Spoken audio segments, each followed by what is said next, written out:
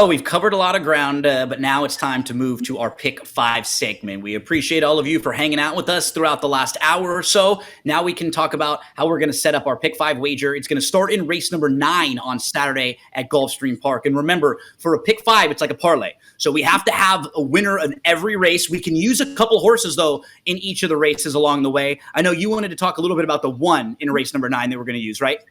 Yep, limited liability, 3-1 morning line. This horse has hit the board in the last 4 races with improving figures.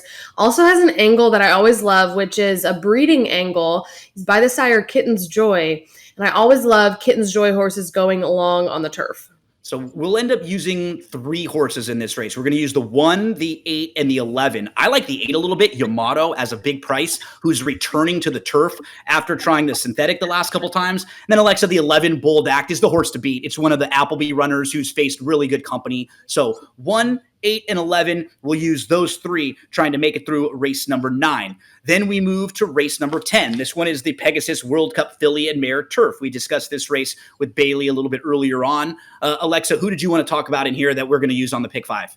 Yeah, we're using 4 horses, starting with the 1, Rakia. I like this horse. I said earlier, I think the pace really shapes could totally get away from the field here, I think, and go to the lead and not have a whole lot of pace pressure. Also using the number 10, Sacred Wish, coming off a win in the Grade 1 Matriarch beginning of last month, has early and late time from US rating are the same. So kind of a consistent running style and can get positioned pretty well, maybe a couple lengths off and sit a nice trip.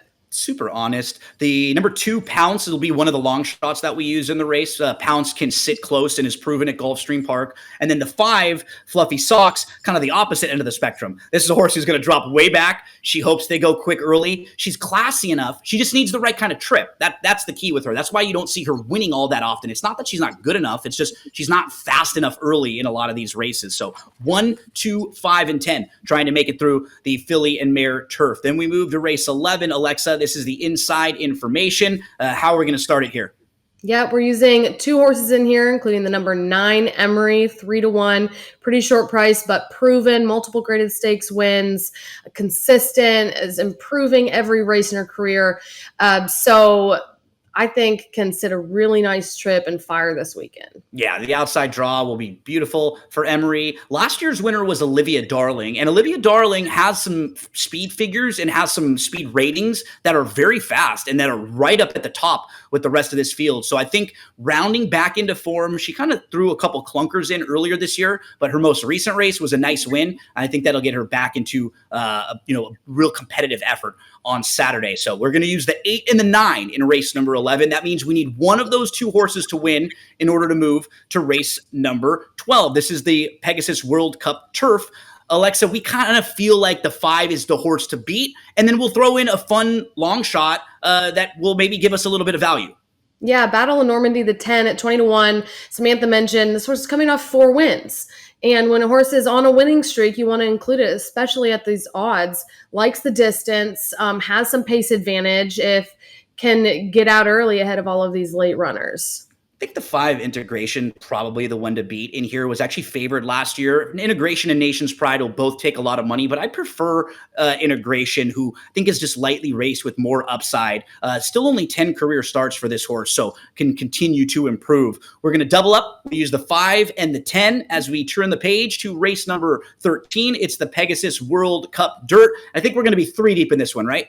We are. We're using a couple logical ones and then some long shots, starting with the 10, Skippy Longstocking is one of the longer price at 10-1. Time from US thinks will be the winner.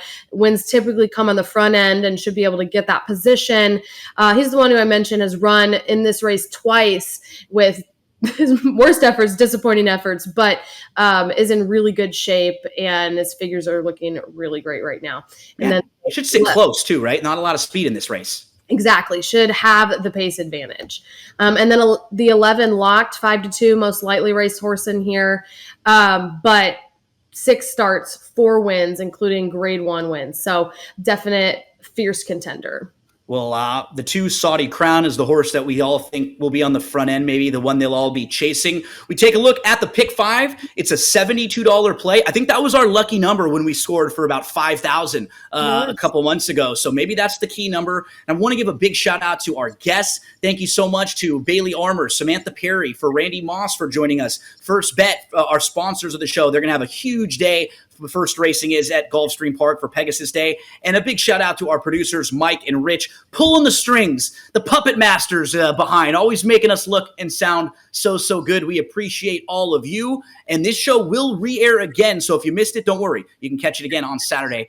Good luck, everyone. Best of luck at Pegasus.